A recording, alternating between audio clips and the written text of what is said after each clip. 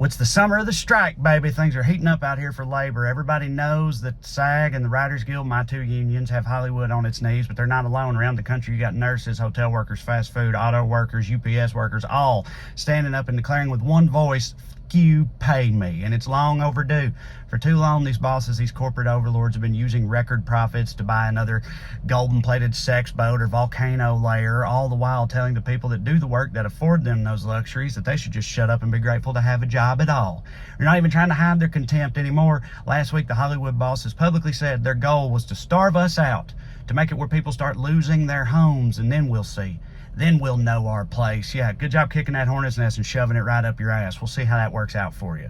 They say things like that and then call the workers unreasonable. They say all these workers, they just overvalue their own worth to the company. All right, I saw a tweet yesterday that said if UPS workers go on strike, it'll cost the U.S. economy $7 billion. Oh, seems like those workers are pretty important. If only there's a way we could put a number on their value.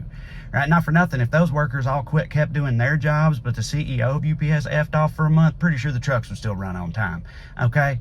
But these CEOs, they think they deserve these untold millions. They think that they're irreplaceable. Really? You don't think we can find somebody else to smoke cigars and make people cry? All right, they're trying to replace all of us, but they're irreplaceable. Why? What do y'all do? Like, y'all don't make anything, you don't deliver anything, you don't write anything. What do you do?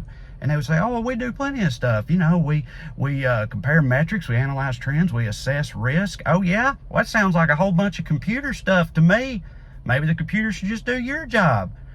Right? I think they can handle it. I think a robot can handle Greenlight and a goddamn Goonies reboot.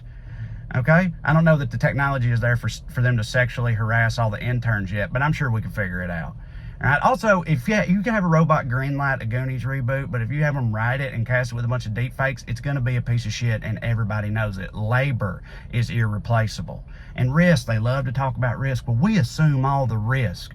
All right, workers risk their lives, their families, their health, their future, their backs. What do y'all risk? Company money and a golden parachute? Kiss my ass, man. Somebody in this equation does need to learn their place, and it ain't labor. Okay? But they say at the end of the day, it don't matter. We just can't afford it. The company just cannot afford to meet these demands, they'll say. How dumb do you think we are? You think we haven't noticed what y'all been doing? You think we haven't seen y'all getting fat off yearly $250 million cake and then scraping the crumbs off the table for the rest of us? You've been pissing on our heads and calling it trickle down for decades, and you didn't see this coming? How far did you think you could push people?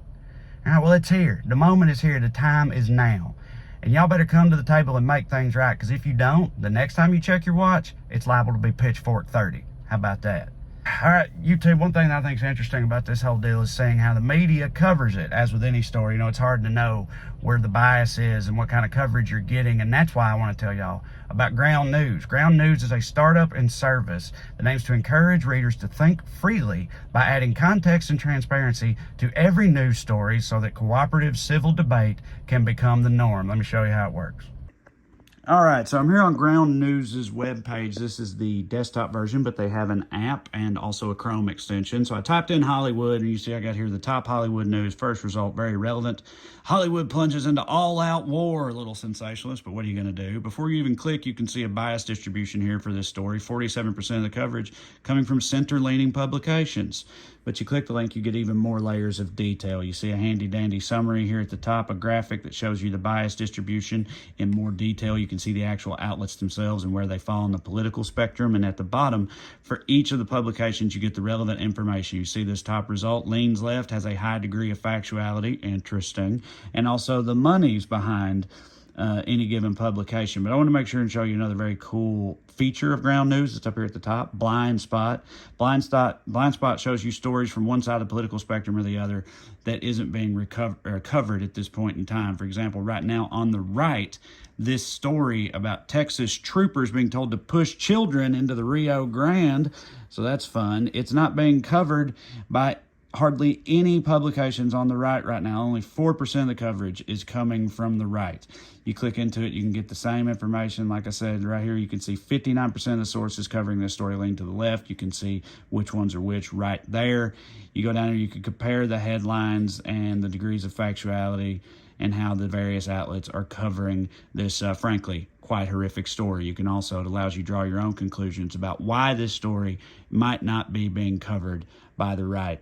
and I think we probably all would arrive at the same place. But either way, it's a very cool feature which allows you to see stories that you might not otherwise see if you're staying inside of your own bubble. That's just one of the many things that Ground News offers.